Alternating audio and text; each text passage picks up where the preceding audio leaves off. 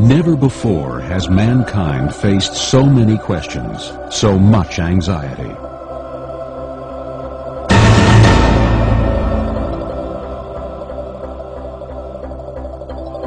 Sometimes our problems seem so big, the questions so complex, we don't even want to ask.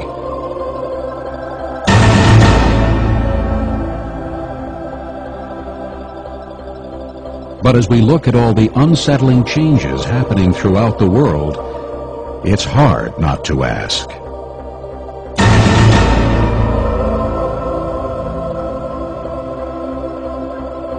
Where is mankind headed? Just like a human. Quite ought to be. It is a satellite.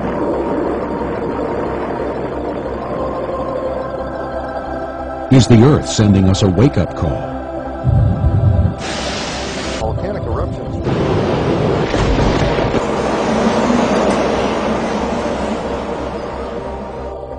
Is there objective truth?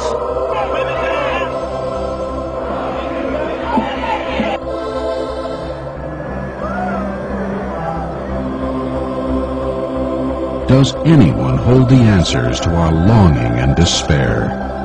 Muhammad the Prophet, arguably the most ocean. Reverend Graham. There is from somewhere within us. Where is that somewhere?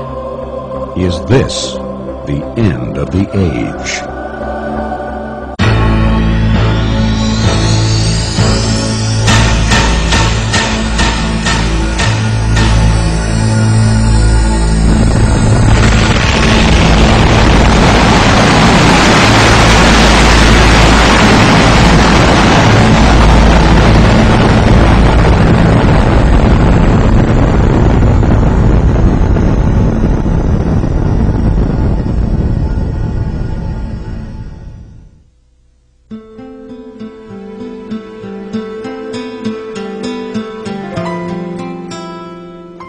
There's not just one set of morals, and that people should agree to abide by a certain set of laws so that their morals can be modified, but morals can be different. I mean, the law should be just a basic guideline to keep people from killing one another and harming one another. I think there's more of like a moral awakening where we're starting to question the things that have been handed down to us traditionally, and I think we're just trying to look for like what is right or wrong, and I think a lot of times we're coming to the conclusion that there is no right or wrong. I don't think there's any more absolute.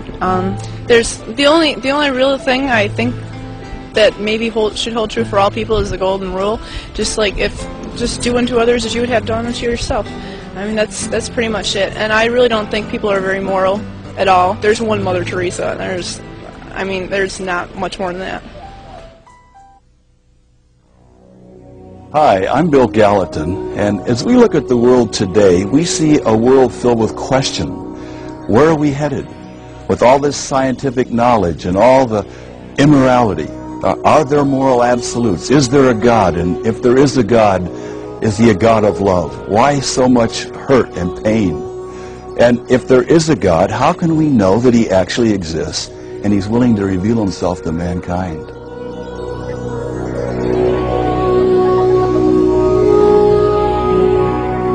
In my opinion, I don't think there is an ultimate truth. Our ultimate truths, I believe, are in ourselves. Everybody has it inside them. It's just a matter of listening to yourself. I used to believe in God when I was younger. I believed in all the stories. I believed in all the rules and the commandments when I was raised Catholic. But then I began to think about things more philosophically, more in depth, and there were just so many questions that I couldn't answer. So it got to the point where I don't really know if there are any answers, and you can't deny and you can't confirm either. One of the ways we believe that God has revealed himself to mankind is through the Bible. His revelation, it's so unique from other writings. One of the things that's so exciting about the Bible is prophecy. And the Word of God is 100% accurate concerning prophecy. We would like to show you one example of fulfilled prophecy.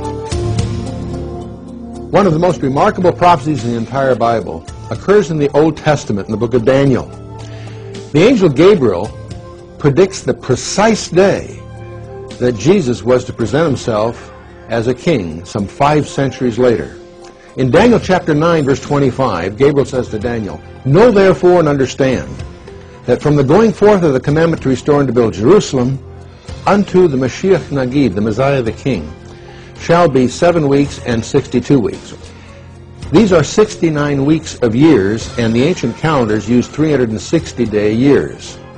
And so what Gabriel is saying is that there will be 173,880 days between the commandment to the Messiah the King. Now, the commandment to restore and to build Jerusalem was given on March 14th of 445 B.C. This is recorded in Nehemiah chapter 2.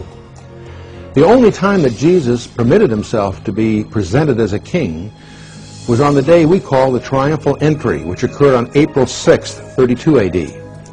From March 14th, 445 B.C. to April 6th, 32 A.D. turns out to be 173,880 days exactly. All of this was translated into Greek 3 centuries before Christ was born, and it remains as an incredible evidence to this very day that Jesus was exactly who he said he was. This numeric prophecy is so amazing that skeptics concluded that the book of Daniel must have been written after the time of Christ. But thanks to the discovery of the Dead Sea Scrolls in 1947, we know for certain that Daniel was written several centuries before the time of Jesus. This prophecy is thoroughly documented in Sir Robert Anderson's classic work, The Coming Prince.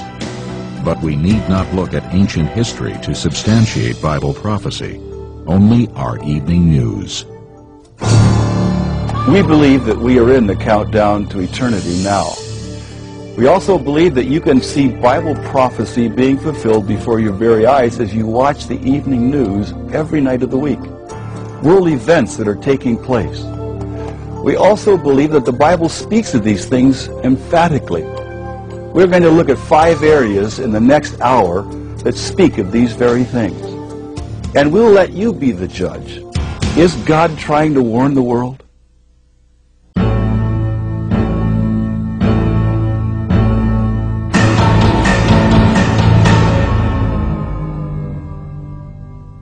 When the disciples came to Jesus on the Mount of Olives, and they asked him for signs of the end of the age, he said that there would be earthquakes in various places, there would be famines, and there would be pestilences.